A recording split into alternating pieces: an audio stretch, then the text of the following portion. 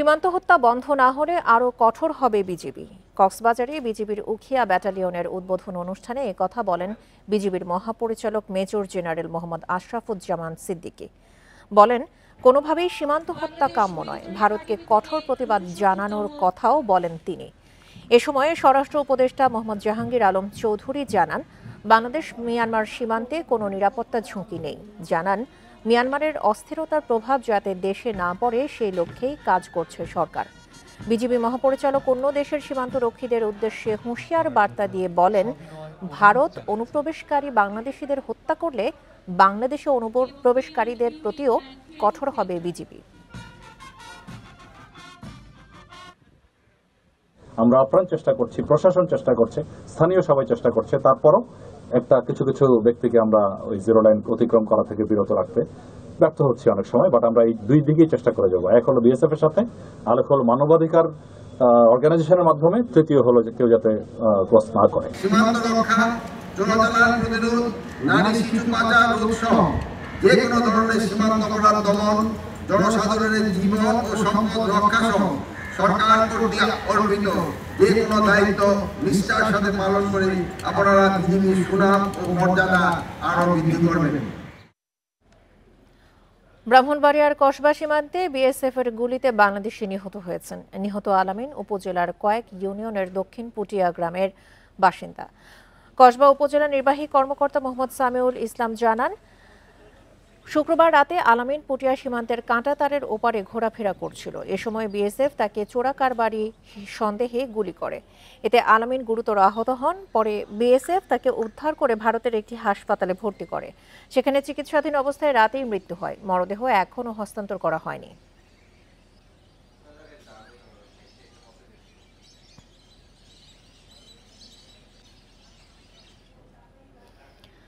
রোজা শুরুর আগেই দেশের বিভিন্ন বাজারে বেড়েছে বেগুন, শসা, লেবু, কাঁচামরিচের দাম।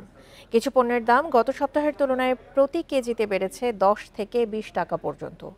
এর জন্য খুচরা ব্যবসায়ীরা পাইকারদের দোষ দিলেও ক্রেতারা বলছেন, রোজাকে কেন্দ্র করে এখন থেকেই সক্রিয় সিন্ডিকেট। ইফতার সামগ্রীর অন্যতম অনুষঙ্গ বেগুন, শসা, লেবু, কাঁচামরিচ। তবে সপ্তাহের শুরুতেই বাড়তি এসব পণ্যের দাম। বগুড়ায় রোজা শুরুর 2 দিন আগে থেকেই খুচরা বাজারে বাড়তি লেবু, শসা ও বেগুনের দাম। সপ্তাহের ব্যবধানে প্রতি হালি লেবুর দাম 20 টাকা বেড়ে 50, শসা প্রতি কেজিতে 20 টাকা বেড়ে 60, কাঁচামরিচ 10 টাকা বেড়ে 40, বেগুন 10 টাকা বেড়ে 60 টাকায় বিক্রি হচ্ছে।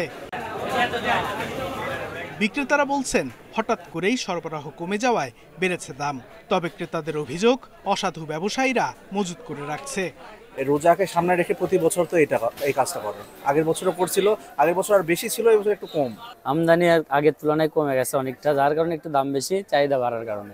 নরসিংদীর বেলাবোর বারৈচা পাইকারি বাজারেও একই পরিস্থিতি। পাইকারিতে প্রতি কেজি শসা বিক্রি হচ্ছে 35 থেকে 40 টাকা দরে, যা গত সপ্তাহে ছিল 15 টাকা। গত সপ্তাহে প্রতি পিস কলম্বো লেবু 15 টাকায় বিক্রি হলেও এই সপ্তাহে তা 18 থেকে 20 টাকা। এছাড়া বেগুন 30 টাকা বেড়ে 50 এবং কাঁচামরিচ 25 টাকা বেড়ে বিক্রি হয়েছে 40 টাকা কেজি দরে। যে অনুযায়ী বোঝা যাইতেছে মালের দাম আরো বাড়বে।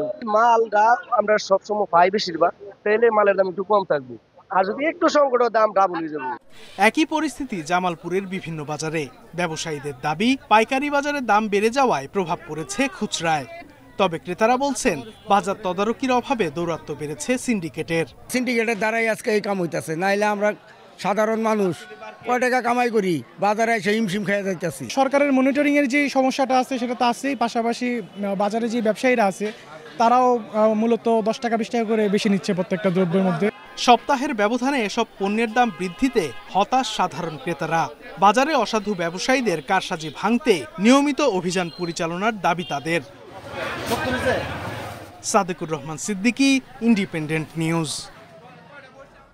রাজশাহী থেকে বাজার পরিস্থিতি নিয়ে জানাতে এই মুহূর্তে যোগ দিচ্ছেন সহকর্মী মোস্তাফিজুর রহমান। মোস্তাফিজুর, আমরা দেখেছি যে রোজাকে কেন্দ্র করে ইফতার সামগ্রী যেগুলো বেশি ব্যবহার করা হয় সেগুলোর দাম বাড়তি দেখা গেছে। রাজশাহীতে বাজার দর আপনি কি পরিস্থিতি দেখতে পাচ্ছেন, আর ক্রেতাদের কোনো অভিযোগ রয়েছে কিনা?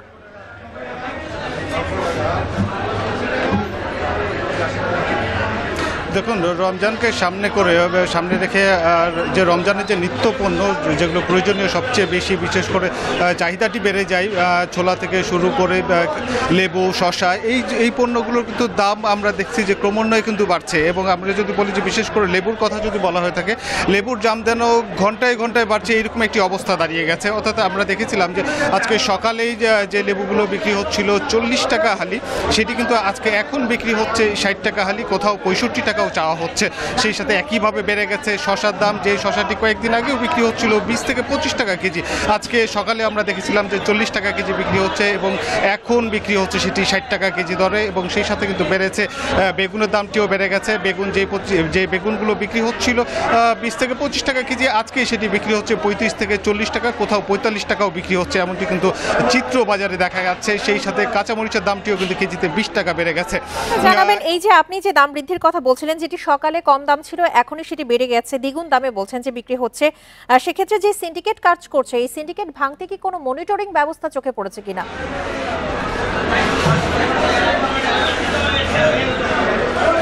না, দেখুন, যে দাম বৃদ্ধির যে প্রবণতা, এটি কিন্তু গতকাল রাত থেকে আমরা দেখেছি। বিভিন্ন বাজারে যখন ঘুরেছি তখন দেখা গেছে যে দাম বৃদ্ধির যে প্রবণতা সেটি বাড়ছে এবং ক্রমান্বয়ে এইটি কিন্তু পাল্লা দিয়ে বাড়ছে। অর্থাৎ এখানে এক ধরনের বলা যেতে পারে যে দাম বৃদ্ধির প্রতিযোগিতার একটি চিত্র আমরা দেখতে পারি। কিন্তু আপনি যে প্রসঙ্গটি বলেছিলেন, এখানে এখন পর্যন্ত আমরা গতকাল থেকে এই পর্যন্ত কোনো বাজার মনিটরিং কমিটি কোনো অভিযান বা এখানে আইনশৃঙ্খলা বাহিনীর কোনো অবস্থান, এটি বা এখানে ভ্রাম্যমাণ ম্যাজিস্ট্রেটের কথা যদি বলা হয়ে থাকে, এই জাতীয় কোনো তথ্য কিন্তু আমাদের হাতে এখনো এসে পৌঁছেনি বা আমরা কিন্তু এই ধরনের কোনো ঘটনা ঘটেছে এটিও কিন্তু দৃশ্যমান নয়। অর্থাৎ আমরা বিভিন্ন সোর্স থেকে যখন খবর নিচ্ছি, তারা তাদের মতো ব্যবসায়ী যারা রয়েছেন, তারা খুচরো ব্যবসায়ী বিশেষ করে, তারা কিন্তু অজুহাত দিচ্ছেন যে তারা পাইকারিতে বেশি দামে কিনেছেন, তাই তারা খুচরো পর্যায়ে বেশি দামে বিক্রি করছেন। ঠিক একইভাবে যারা সাধারণ ভোক্তারা রয়েছেন, এটি কিন্তু তাদের এক ধরনের সয়ে গেছে এইরকম অবস্থা। কেননা এটি যে রমজান আসলে বা রোজা শুরুতেই সব জিনিসের দাম বাড়বে, এটি একটি খুব কমন চিত্র আর কি, যার ফলে এখানে যারা ভোক্তারা রয়েছেন তারাও কিন্তু অনেকটা বলছেন যে এক্ষেত্রে তারাও অনেকটা জিম্মি, যে দাম বেড়ে গেছে কিন্তু তারা বাধ্য হয়ে তাদের প্রয়োজনীয় যে সামগ্রী সেটি কিনছেন। এ ছিল রাজশাহী থেকে সর্বশেষ। রাজশাহী থেকে বাজার পরিস্থিতি নিয়ে জানাচ্ছিলেন সহকর্মী মুস্তাফিজুর রহমান। রাজধানীর কাকরাইলে গণতন্ত্র পুনরুদ্ধারে বেগম খালেদা জিয়া ও তারেক রহমানের নেতৃত্ব নিয়ে আয়োজিত আলোচনা সভায় বক্তব্য রাখছেন বিএনপির সিনিয়র যুগ্ম মহাসচিব রুহুল কবির রিজভী। আমরা সরাসরি যাচ্ছি সেখানে। জন্ম দিতে হবে, সেই জন্মই দিয়েছেন জিয়াউর রহমান। আজকে এতগুলো টেলিভিশন, আমরা যে খবরের কাগজ পড়ছি, গণতন্ত্রের যে বহুমতের যে একটা জায়গা আছে, সহিষ্ণুতার যে একটা জায়গা আছে, এটা কে সৃষ্টি করেছে? এটা জিয়াউর রহমান। কোথা থেকে? বাকশালের অন্ধকার গুহা থেকে এই গণতন্ত্রের আলোর মশাল জ্বালিয়েছিলেন তো জিয়াউর রহমান। তাই আজকে যে সমস্ত বুদ্ধিজীবী বলেন বিএনপিও তো ক্ষমতায় থাকতে তৈরি, আরে বিএনপি ক্ষমতায় থাকতে তৈরি বা জন্মের সাথে অন্যদের জন্মের হাজার পার্থক্য আছে। কারণ বিএনপি এমন একটি আলোকিত গণতান্ত্রিক ব্যবস্থা তৈরি করেছেন বলেই দেশনেত্রী বেগম খালেদা জিয়া আবার যখন গণতন্ত্র সংকটে পড়েছে, নিমজ্জিত হচ্ছে, তখন আবার তিনি গণতন্ত্রের মশাল জ্বালিয়ে বহুদলীয় গণতন্ত্রের বিজয় করেছিলেন 90-এর দশকে। এবং এই 2024 পর্যন্ত যে প্রেরণায় আমরা রাস্তায় নেমেছি, জেল খেটেছি, দিনের পর দিন রিমান্ডে গেছি। সোহেল যে কথা বলেছে, আমাদের প্রধান অতিথি যেভাবে নির্যাতন ভোগ করেছেন, মানে দিনের আলো বা রাতের আলো, রাতের অন্ধকার বোঝা যায়নি। যে 60 দিন যে ঘরে রাখা হয়েছে, এটা রাত না দিন সেটা টের পায়নি। যে এত যে নির্যাতন নিপীড়ন, এটা কিসের, কার প্রেরণায়? দেশনেত্রী বেগম খালেদা জিয়ার প্রেরণায়। যাই হোক, আমি আর বক্তব্য দীর্ঘায়িত করতে চাই না। আমি আবদার ভাইকে ধন্যবাদ জানাই, তার এই কাজটি তিনি করেছেন এবং তার মতো একজন লেখকের হাতে এই বইটি তৈরি হয়েছে। আমরা এখান থেকে অনেক মূল্যবান পাবো। আমার কোনো সমালোচনা নেই, তবে ছবিটা আরেকটু অন্য ধরনের ছবি দিলে ভালো হতো। এটা খুবই গতানুগতিক ছবি হয়েছে, আরো অনেকেই এটা ব্যবহার করে। তবে এইটা যদি আরো ডিফারেন্ট টাইপের ম্যাডামের একটা ছবি হলে করে, এটা আমি মনে করি যে আরো আকর্ষণীয় হতো। যাই হোক, আমি আবারও ধন্যবাদ জানাচ্ছি ইয়েকে। রাজধানীর কাকরাইলে গণতন্ত্র পুনরুদ্ধারে বক্তব্য রাখছিলেন বিএনপির যুগ্ম মহাসচিব রুহুল কবির রিজভী। আমরা সরাসরি ছিলাম সেখানে। যাচ্ছি পরের খবরে। জুলাই গণ অভ্যুত্থানের প্রেক্ষাপটে জন্ম নিল নতুন দল জাতীয় নাগরিক পার্টি। রাজনীতির মাঠে তাদের স্বাগত জানাচ্ছে বিএনপি, জামায়াত সহ নানা দল ও অন্তর্বর্তী সরকারের উপদেষ্টারা। তারা বলছেন, জন আকাঙ্ক্ষা পূরণ করতে পারলেই মিলবে সাফল্য।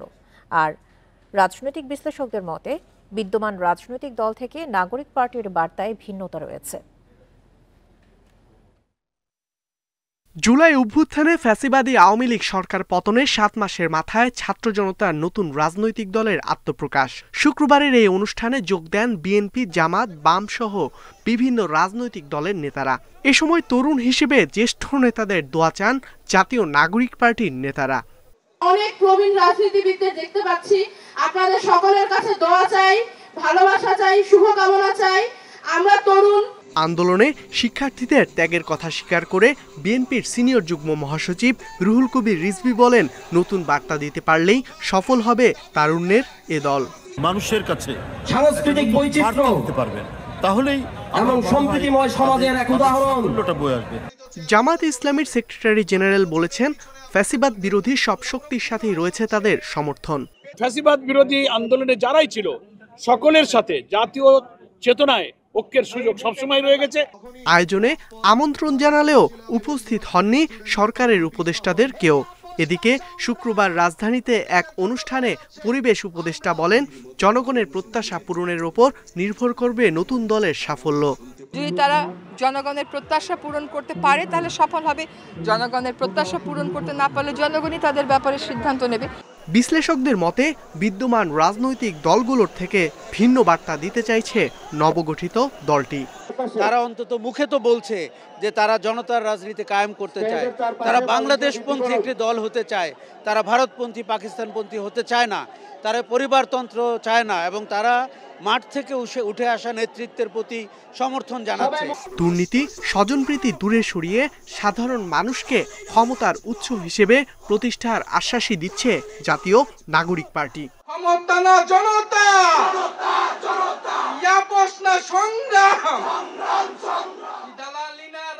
ইকরামুল কবির, ইন্ডিপেন্ডেন্ট নিউজ, ঢাকা। এদিকে পাবনার সাঁথিয়ায় সড়কে গাছ ফেলে বাস, ট্রাক সহ বেশ কয়েকটি গাড়িতে ডাকাতির ঘটনা ঘটেছে। মধ্যরাতে পাবনা সাঁথিয়া সড়কের ছেঁচানিয়া সেতুর পাশে ঘটে এই ঘটনা। সাঁথিয়া থানার ভারপ্রাপ্ত কর্মকর্তা সাইদুর রহমান জানান, গত রাত 1:30টার দিকে ছেঁচানিয়া সেতুর পাশের সড়কে গাছের গুঁড়ি ফেলে ডাকাতরা। এতে বেশ কয়েকটি বাস, ট্রাক, প্রাইভেট কার ও মাইক্রোবাস আটকে পড়ে। পরে পরিবহন শ্রমিক ও যাত্রীদের মারধর করে তাদের কাছ থেকে মোবাইল, টাকা ও অন্যান্য মূল্যবান সামগ্রী লুট করে নিয়ে যায়। সকালে ঘটনাস্থল পরিদর্শন করেছে পুলিশ ও র্যাবের একটি দল। তারা জানান, ঘটনার পর অনেক গাড়ির স্থান ত্যাগ করায় মোট কতগুলো গাড়িতে ডাকাতি হয়েছে তা নিশ্চিত করা যায়নি। ডাকাত চক্রকে গ্রেপ্তারে কাজ চলছে। গত রাতে ঈশ্বরদী এলাকায় আমরা চেকপোস্ট করছিলাম, তো আসলে এত বড় একটা এলাকা তো কভার দেওয়া সম্ভব হয় না। ডাকাত দল, আমরা একদিকে ডাকাত দল আরেকদিকে ডাকাতি করেছে।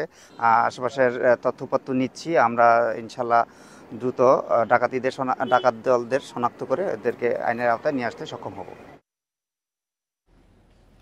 আইন শৃঙ্খলা পরিস্থিতির উন্নতি হচ্ছে দাবি করে রমজানে বিশেষ নিরাপত্তার আশ্বাস দিচ্ছে ডিবি। পুলিশ পরিচয়ে কেউ অপরাধে জড়ালে তা তাৎক্ষণিকভাবে জানানোর আহ্বানও তাদের। বলছে, ফ্যাসিস্ট রাজনৈতিক শক্তি এখনো সক্রিয়, ইন্ধন দিচ্ছে নানা অপরাধে। যারা এই কাজগুলি করতেছে তাদের আমি ঘুম হারাম করে দিব। বাহিনীর সবাইকে আমি এই ইনস্ট্রাকশন দিয়েছি। পদত্যাগের দাবি ওঠার পর এভাবেই আইন শৃঙ্খলা পরিস্থিতি স্বাভাবিকের ঘোষণা দিয়েছিলেন স্বরাষ্ট্র উপদেষ্টা। এরপর কিছুটা নিয়ন্ত্রণে আসে পরিস্থিতি। এবার রমজানকে সামনে রেখে বিশেষ পরিকল্পনা সাজাচ্ছে ঢাকা মহানগর গোয়েন্দা পুলিশ। পুরো রমজান জুড়েই নগরবাসী স্বস্তিতে থাকবেন বলেও আশ্বস্ত করছেন এই ডিবি কর্মকর্তা। পবিত্র মাহে রমজানে নগরবাসী যেন নিরাপদে ইবাদত বন্দী করতে পারেন, সেই জন্য ডিবির কার্যক্রম আরও বেগবান করা হয়েছে। আমি আত্মবিশ্বাসের সাথে বলতে পারি, নগরবাসী এ সময় অধিকতর নিরাপদ ও স্বস্তির পরিবেশে থাকবেন। সংবাদ সম্মেলনে ডিবির এই অতিরিক্ত কমিশনার আরও জানান, ফ্যাসিস্ট রাজনৈতিক শক্তি এখনো সক্রিয়, সারা দেশেই নানা অপরাধে ইন্ধন যোগাচ্ছে তারা। আমাদের গোয়েন্দা প্রতিবেদন বলছে, চুরি, ছিনতাই, ডাকাতির সাথে যারা যুক্ত হচ্ছে তাদের বেশিরভাগের বয়স 15 থেকে 30-এর মধ্যে। এদের অনেকেই কিশোর গ্যাং। ধীরে ধীরে আইন শৃঙ্খলা পরিস্থিতি উন্নতি হচ্ছে জানিয়ে ডিবি পরিচয়ে কেউ কোনো অপরাধে জড়ালে তা তাৎক্ষণিকভাবে জানানোর আহ্বানও জানিয়েছেন এই পুলিশ কর্মকর্তা। নূরে জান্নাত, independent News, Dhaka. Operation devil hunt কাজে আসছে না, তাই আইন শৃঙ্খলার উন্নতিতে অবিলম্বে কার্যকর পদক্ষেপ চাইছে সুজন। জানানো হয়েছে কঠোর হাতে মব বন্ধের দাবি। এছাড়া মার্কিন সহায়তা প্রশ্নে তারা বলছেন সুজন কখনোই কোনো বিদেশি সহায়তা নিয়ে কাজ করে না। রাজধানী সহ সারা দেশেই বেড়েছে চুরি, ছিনতাই, ডাকাতি। শুক্রবার রাতেও পাবনায় সড়কে গাছ ফেলে বাসে হয়েছে ডাকাতি। শরীয়তপুরে গণপিটুনিতে নিহত হয়েছে 2 ডাকাত। এ অবস্থায় সুজনের দাবি, অপারেশন ডেভিল হান্টে কোনো কাজ হচ্ছে না, তাই আইন শৃঙ্খলার উন্নতিতে সরকারের কাছে কঠোর পদক্ষেপ চেয়েছেন তারা। মানববন্ধনে দাঁড়িয়ে বলেছেন, রাজনীতিতে দুর্বৃত্তায়ন বন্ধ না হলে এর রাশ টানা যাবে না। অপারেশন ডেভিল হান্ট চলছে, তার মধ্যে অরাজক পরিস্থিতি নিয়ন্ত্রণে আসছে না। আমরা এই অবস্থা থেকে মুক্তি চাই। একই সাথে আমরা এই গণঅভ্যুত্থানের পর মানুষের যে আকাঙ্ক্ষা, একটা সংস্কার প্রক্রিয়ার মধ্য দিয়ে একটা গণতান্ত্রিক রাষ্ট্র বিনির্মাণ, রাষ্ট্রের সুশাসন প্রতিষ্ঠা, আমরা যে সুযোগ সৃষ্টি হয়েছে গণঅভ্যুত্থানের পর, আমরা এই সুযোগকে নষ্ট করতে চাই না। অন্যদিকে $29 মিলিয়ন মার্কিন সহায়তার প্রশ্নে সংগঠনটির নেতারা জানান, এই অপপ্রচার চালাচ্ছে স্বৈরাচারের দোসররা। সুজন ব্যক্তি উদ্যোগের সংগঠন, কখনো কোনো বিদেশি সহায়তা নেয় না। সুজন নিবন্ধিত সংগঠন নয়, সুজন কোনো বিদেশি সাহায্য নিতে পারে না, এবং আমরা সুজন পরিচালিত হয় ব্যক্তিদের সহায়তা। তো সুজন এটা শুধু ফেক নিউজ নয়, এটা ডিপ ফেক নিউজ, এবং এর মধ্যে কোনো রকম সত্যতা নেই। রাজধানী ছাড়াও একই দাবিতে মানববন্ধন হয়েছে কুমিল্লা, নোয়াখালী সহ দেশের নানা জেলায়। সেখানেও চাওয়া হয় অবিলম্বে মব বন্ধের উদ্যোগ। Al Amin Hossain, Independent News, Dhaka. Medical কলেজের শিক্ষার্থী ও ইন্টার্ন চিকিৎসকদের 5 দফা দাবির সঙ্গে একাত্মতা জানিয়ে সারা দেশের বিভিন্ন হাসপাতালে অনির্দিষ্টকালের জন্য কর্মবিরতি পালন করছে পোস্ট গ্রাজুয়েট ইন্টার্ন চিকিৎসকরা। তবে হাসপাতালের জরুরি বিভাগ, সিসিইউ ও আইসিইউ কর্মসূচির আওতামুক্ত আছে বলে জানিয়েছেন আন্দোলনরত চিকিৎসকরা। কেন্দ্রীয় শহীদ মিনারে কর্মসূচিতে থাকা পোস্ট গ্রাজুয়েট ট্রেইনি চিকিৎসকরা জানান, চিকিৎসক সুরক্ষা আইন বাস্তবায়ন সহ 5 দফা দাবিতে চলছে কর্মবিরতি। দাবি নিয়ে যৌক্তিক উপসংহারে না আসা পর্যন্ত অনির্দিষ্টকালের জন্য চলবে এই কর্মসূচি।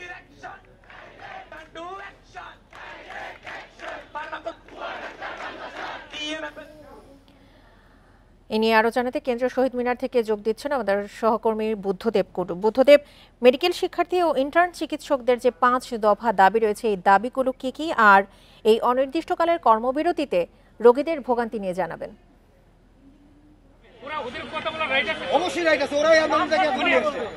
দেখুন, সকাল 11টা থেকে ইন্টার্ন চিকিৎসক এবং 4th ইয়ার 3rd ইয়ারের শিক্ষার্থী, এছাড়া আমরা পোস্ট গ্রাজুয়েট ইন্টার্ন যারা আছে তারাও কিন্তু এই আন্দোলনে অংশ নিয়েছে, এবং তাদের কিন্তু সুনির্দিষ্ট 5টি দাবি আছে। এই দাবির মধ্যে প্রথমেই যদি বলি যে বিএমডিসি অ্যাক্ট 2013 ধারার 29কে চ্যালেঞ্জ করে একটি রিট করা হয়েছে, অর্থাৎ এমবিবিএস, বিডিএস এর বাইরেও যারা ডিএমএ পাচ্ছে এবং ম্যাথসের যারা, তাদেরকে ডাক্তার লেখার একটি রিট করা হয়েছে, সেটার ঘোর বিরোধিতা করছেন তারা বলছেন এমবিবিএস এবং বিডিএস ছাড়া কাউকেই আসলে ডাক্তার পদবি ব্যবহার করতে দেয়া হবে না। এছাড়া 2010 সালের যে ম্যাথসের শিক্ষার্থীদের বিএমডিসি রেজিস্ট্রেশন দেওয়া হচ্ছে, সেটারও কিন্তু বাতিলের তারা দাবি জানাচ্ছেন। এখানে এমবিবিএস, বিডিএস চিকিৎসক ছাড়া কেউ ওটিসি লিস্টের বাইরে যে ড্রাগগুলো আছে সেগুলো যেন না লিখতে পারে, কারণ ড্রাগ রেজিস্ট্যান্সের একটি বিষয়, এটা বিশ্বব্যাপী যেমন আলোচনা হচ্ছে, বাংলাদেশেও কিন্তু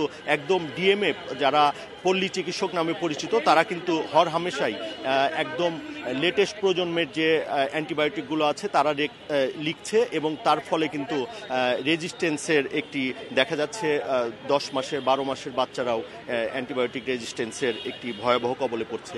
ওনাদের আরেকটি দাবি আছে যে জিপিএ 5 পাওয়ার, অর্থাৎ এসএসসি এবং ইন্টারের পরে জিপিএ 5 করে পাওয়ার পরে 10 হতে হবে এবং তারপরে পাস মার্ক 60 হতে হবে, তাছাড়া কিন্তু এমবিবিএস এ ভর্তি হওয়া যাবে না। আরও কিছু দাবি তাদের আছে। এখানে জানেন যে ডাক্তাররা হর হামেশাই স্বজনদের দ্বারা একটি আক্রান্ত হয় বা মারপিটের শিকার হয়, সেইটা যেন না হতে পারে এই জন্য চিকিৎসক সুরক্ষা আইন করতে হবে, এই দাবিও কিন্তু তারা জানাচ্ছেন। আর এই 5 দফা দাবিগুলো যদি মেনে নেওয়া না হয় তারা বৃহত্তর একটি কর্মসূচির ঘোষণা দিবে, এবং আজকে তারা বলছেন যে এখানে তারা অবস্থান নিয়েছে এবং স্বাস্থ্য মন্ত্রণালয় এবং স্বাস্থ্য অধিদপ্তরের পক্ষ থেকে তাদের সঙ্গে যদি যোগাযোগ করা না হয় তাহলে কিন্তু তারা শাহবাগ ব্লক করবে, এমনটি তারা দাবি করছেন। কেন্দ্রীয় শহীদ মিনার থেকে আন্দোলনের সবশেষ তথ্য নিয়ে জানাচ্ছিলেন আমাদের সহকর্মী বুদ্ধদেব কুণ্ডু। ধামরাইয়ে গ্যাসের লিকেজের আগুনে দগ্ধ আসিফ শান্তা দম্পতিকে ভর্তি করা হয়েছে জাতীয় বার্ন ইনস্টিটিউটে। গতরাত 11:15টার দিকে এই ঘটনা ঘটে কুমড়াইলে। ফায়ার সার্ভিস বলছে সেখানকার একটি দোতলা বাড়ির নিচতলায় থাকতেন ওই দম্পতি। রাতে রান্নার জন্য চুলা জ্বালাতে গেলে এই আগুন লাগে, এতে দগ্ধ হয় ওই দম্পতি। প্রথমে তাদের নেওয়া হয় ধামরাই স্বাস্থ্য কমপ্লেক্সে, সেখানে প্রাথমিক চিকিৎসা শেষে উন্নত চিকিৎসার জন্য পাঠানো হয় জাতীয় বার্ন ইনস্টিটিউটে। সিলিন্ডারের লিকেজ থেকে রান্নাঘরে জমা গ্যাস থেকেই এই দুর্ঘটনা বলে ধারণা করছে ফায়ার সার্ভিস।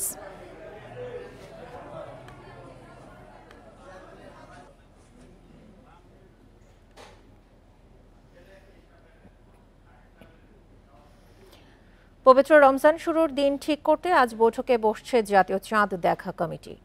সন্ধ্যা 6টায় বায়তুল মুকাররমে ইসলামিক ফাউন্ডেশনের সভাকক্ষে হবে এই বৈঠক। এতে সভাপতিত্ব করবেন ধর্ম উপদেষ্টা আ.ফ.ম. খালিদ হোসেন। সভায় পবিত্র রমজান মাসের চাঁদ দেখার সংবাদ পর্যালোচনা ও সিদ্ধান্ত নেওয়া হবে। আজ চাঁদ দেখা গেলে রোববার প্রথম রোজা পালন করা হবে। দেশের যে কোনো স্থানে চাঁদ দেখা গেলে তা কমিটিকে জানানোর অনুরোধ করা হয়েছে। আরবি ক্যালেন্ডার অনুযায়ী প্রতি বছর শাবান মাসের 29 তারিখ জাতীয় চাঁদ দেখা কমিটির বৈঠক অনুষ্ঠিত হয়। এদিকে সৌদি আরব সহ মধ্যপ্রাচ্যের বিভিন্ন দেশের আকাশে পবিত্র রমজান মাসের চাঁদ দেখা গেছে। এর ফলে আজ থেকে মধ্যপ্রাচ্যে শুরু হয়েছে রমজান মাস।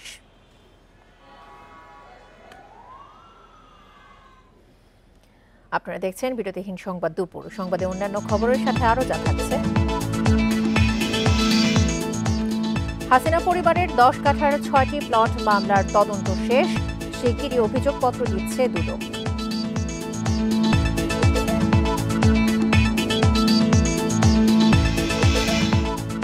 রাঙামাটি খাগড়াছড়ির সড়ক সংস্কার হয়নি 40 বছরেও, চলাচলে প্রায় প্রতিদিনই ঘটছে দুর্ঘটনা।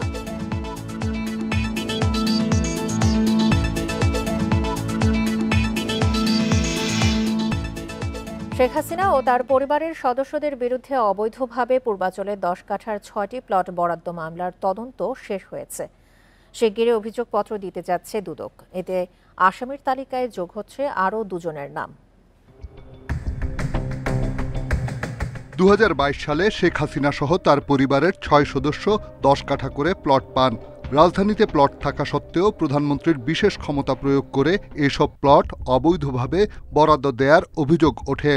জানুয়ারি মাসে শেখ হাসিনা, শেখ রেহেনা ও তাদের সন্তানসহ 14 সরকারি কর্মকর্তার বিরুদ্ধে 6টি মামলা করে দুদক।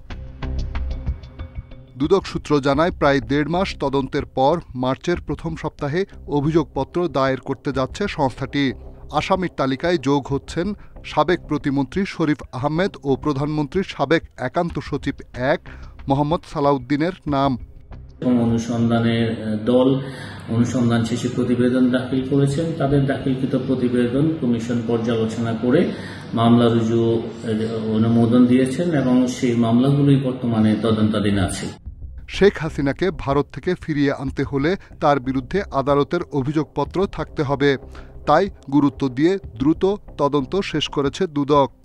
আমাদের ফৌজদারি কার্যবিধি আইনে এবং দুদক আইন ও বিধিমালাতে যে পদ্ধতিগুলো আছে সবকিছু অনুসরণ করেই কিন্তু তারা কাজ করছে। এবং যেখানে যেখানে যারা এখনো বাইরে আছে, জামিন ছাড়া যারা আছে, তাদের কিন্তু গ্রেপ্তারের কার্যক্রম কিন্তু চলমান আছে। জানুয়ারিতে এসব মামলায় আসামি করার পর ব্রিটেনের লেবার পার্টির মন্ত্রিসভা থেকে পদত্যাগ করেন শেখ রেহেনার মেয়ে টিউলিপ সিদ্দিক। রিশাদ হুদা, ইন্ডিপেন্ডেন্ট নিউজ, ঢাকা। চলতি মাসে শেখ হাসিনা সহ প্রধান কয়েকটি মামলার তদন্ত প্রতিবেদন হাতে পাওয়ার আশা করছেন চিফ প্রসিকিউটর মোহাম্মদ তাজুল ইসলাম। প্রতিবেদন হাতে পেলে 1-1.5 মাসের মাথায় বিচার কাজ শুরু করা সম্ভব হবে বলে জানান তিনি। দুপুরে সিলেট প্রাইমারি টিচার্স ট্রেনিং ইনস্টিটিউটে এসব কথা বলেন চিফ প্রসিকিউটর। তিনি আরও বলেন, মামলায় আন্তর্জাতিক মানদণ্ড বজায় রেখে ন্যায় বিচার নিশ্চিত করা হবে। বিচার কাজে কোনো তাড়াহুড়ো নয়, কিন্তু অহেতুক বিলম্ব করে যাতে জনগণের আকাঙ্ক্ষা নষ্ট না হয় সেদিকে নজর থাকবে। শেখ হাসিনাকে দেশে ফিরিয়ে আনতে আইনি পদক্ষেপ অব্যাহত রয়েছে বলেও জানান তিনি। শেখ হাসিনা সহ প্রধান কয়েকটা মামলার তদন্তের রিপোর্ট এই মাসে অর্থাৎ মার্চ মাসের মধ্যেই আমরা পাবো বলে আশা করছি। এবং যদি আনুষ্ঠানিকভাবে এই তদন্তের রিপোর্ট আমরা পেয়ে যাই, তাহলে আমরা তারপরে 1 মাস বা 1.5 মাসের মধ্যে আনুষ্ঠানিক বিচারের যে প্রক্রিয়া সেটা শুরু হয়ে যাবে। যন্ত্রপাতি আর জনবল সংকটে ব্যাহত শহীদ জিয়াউর রহমান মেডিকেল কলেজ হাসপাতালের জরুরি চিকিৎসা। বগুড়ার এই হাসপাতালে আধুনিক অবকাঠামো থাকলেও কিডনি ডায়ালাইসিস ইউনিটের 50 শয্যার মাত্র 20টি সচল, আর শিশু ও প্রসূতিদের জন্য তৈরি ইউনিট চালুই করা যায়নি। উত্তরাঞ্চলের 8 জেলার মানুষের চিকিৎসা সুবিধা নিশ্চিতে 1992 সালে বগুড়ায় গড়ে তোলা হয় শহীদ জিয়াউর রহমান মেডিকেল কলেজ ও হাসপাতাল। 2016 সালে এখানে চালু হয় কিডনি ডায়ালাইসিস ইউনিট। হাসপাতাল কর্তৃপক্ষ জানায়, আধুনিক সব সুযোগ সুবিধা থাকলেও যন্ত্রপাতি আর জনবল সংকটে ডায়ালাইসিস বিভাগের সব শয্যা সচল করা যায়নি। এ কারণে চিকিৎসা পেতে কিডনি রোগীদের অপেক্ষা দীর্ঘ হচ্ছে। অনেক পেশেন্ট যারা পজিটিভ হচ্ছে তাদেরকে বাইরে কোথাও যেতে হবে না, আমরা এখানেই B positive, C positive infectious patient যারা আছে তার সঙ্গে আমরা নর্মাল পেশেন্ট সহ আমরা একটা পূর্ণাঙ্গ ডায়ালাইসিস সেবা এখানে দিতে পারবো। এই সুবিধাটা হচ্ছে না, শুধু ডায়ালাইসিস মেশিন আমাদের প্রয়োজন এবং আমাদের লোকবল প্রয়োজন। এই হাসপাতালে প্রসূতি ও শিশুদের জন্য আলাদা করে 10 বেডের নিবিড় পরিচর্যা কেন্দ্র আইসিইউ তৈরি থাকলেও সেবা পাচ্ছে না রোগীরা। বন্ধ ওয়ান স্টপ এমার্জেন্সি সেন্টারও। আমরা যদি এমার্জেন্সির মাধ্যমে কিছু রোগী অবজারভেশনে রেখে তাদেরকে চিকিৎসা দিয়ে হয়তো ভর্তি না রেখেই আমরা ছেড়ে দিতে পারতাম।